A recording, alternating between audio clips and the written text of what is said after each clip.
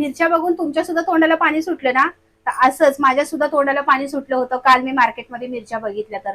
अशा मस्त कोवळ्या हिरव्या ताज्या मिरच्या बघून आज म्हणलं की आपण मस्तपैकी ह्याचा झणझणीत ठेचा करूया.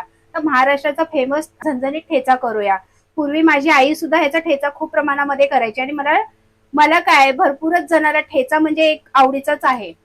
ठेचा हा पदार्थ रेसिपी अशी आहे ना की ज्वारीच्या भाकरी बरोबर वगैरे सर्वांनाच खूप जास्त आवडते. तर चला आता आपण ठेचा बनवूया.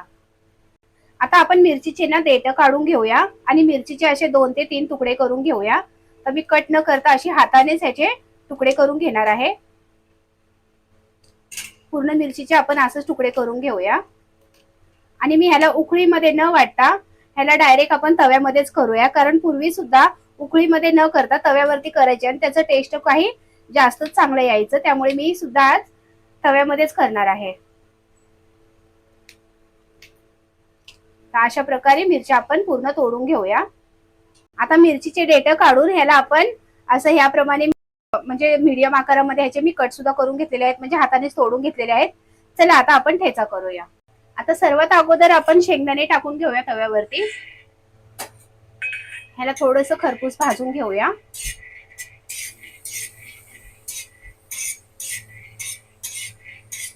तर 1 ते 2 मिनिटं मी ह्याला चांगलं असं भाजून घेणार आहे.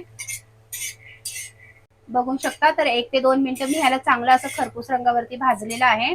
तर मी ह्याला स्लो गॅसवरतीच भाजलेलं आहे, कारण आपण फास्ट गॅसवरती अगर शेंगदाणे भाजत असाल, शेंगदाणे फक्त काळे होतात आणि आतून कच्चे असतात.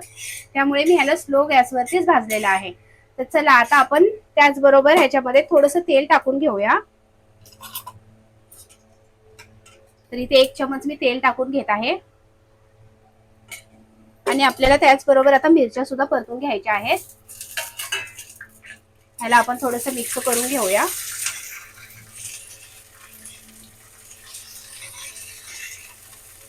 आणि मिरच्या चांगल्या असं भाजत आल्या की आपण त्याच्यामध्ये जिरे आणि लसूण सुद्धा घालून घेऊया. 1 मिनिटापर्यंत मी असं चांगलं मिरच्या खरपूस भाजून घेतलेल्या आहेत. तर बघू शकता आता मिरच्यांचा सुद्धा रंग आपला थोडा चेंज झालेला आहे.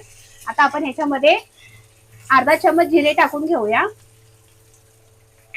त्याचबरोबर इथे काही लसूण आहे ते सुद्धा मी टाकून घेते आणि ठेच्यामध्ये थोडंसं लसूण जास्तच टाका, म्हणजे चवीला चांगला येतो.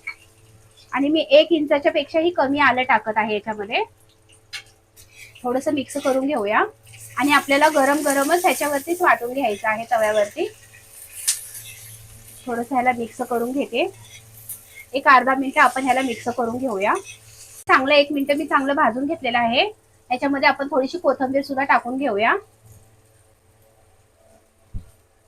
तर मी थोडीशी बारीक कट करून टाकते कोथिंबीर.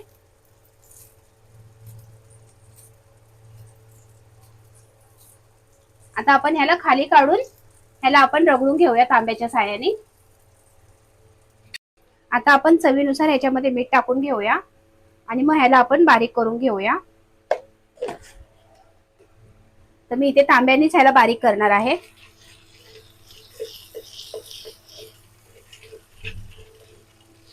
एकदम मस्त आपला ठेचा होईल आता.